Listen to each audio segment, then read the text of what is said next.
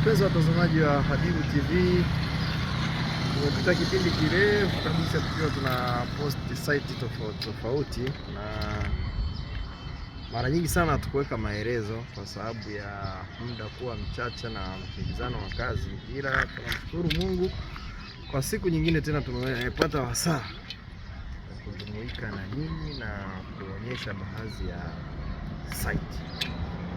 Kwa majina naitwa Engineer Mahmoud Mbaruku,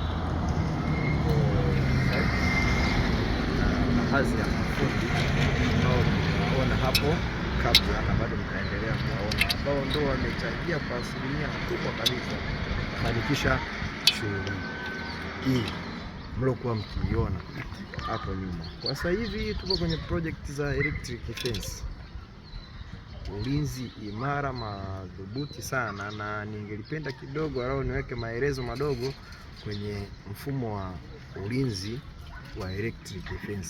Kwa kipindi kirefu tumekuwa tukiposti mambo ya CCTV camera, lakini mfumo huu sisi tunaufunga madhubuti kabisa na kwa viwango vya juu kabisa, kumaanisha kwamba kwanza mtu hawezi kuruka kwenye fence yake, na ikitokea akakata waya mmoja, mashine ambayo tutaenda kuiona kule, ile mashine itatoa signal na itapiga hara.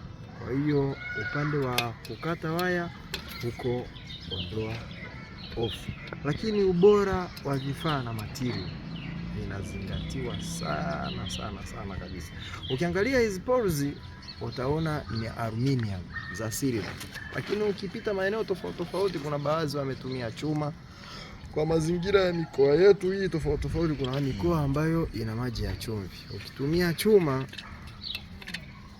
itakuja kuoza na itakatika, lakini kuna wengine utakuta wametumia nyeusi ya aluminium lakini nyeusi zile, kutokana kwamba unachokiweka ni cheupe, nyaya ni nyeupe, hizi springi ni nyeusi, bado ukija kuweka chuma nyeusi kiukweli haitoleta muonekano. Lakini wengine utakuta wametumia nyembamba. Mimi nataka nikusanue ile nyembamba, ubora wake mdogo sana pale tunapoanza kuvuta hizi spring na x-ray, na mara nyingi sana zina bendi na zinakuwa zinatengeneza tumbo, kwa hiyo kazi itaonekana sio madhubuti. Nimekuwa nikiwapitisha katika site tofauti ya site, lakini ni mojawapo ya project bado ambayo tunaendelea nayo, na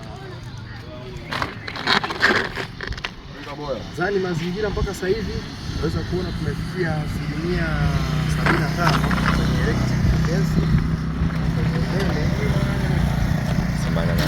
tumefikia 88%, kumaanisha kwamba mifumo yote ya taa imefungwa ndani. Kidogo ya kukamilisha katika site namba 1. Site namba 2 bado mafundi wa decoration wanaendelea. Kwa hiyo pale watakapokuwa wamefikia hatua fulani, tutaendelea na uendelezaji wa ufungaji wa taa.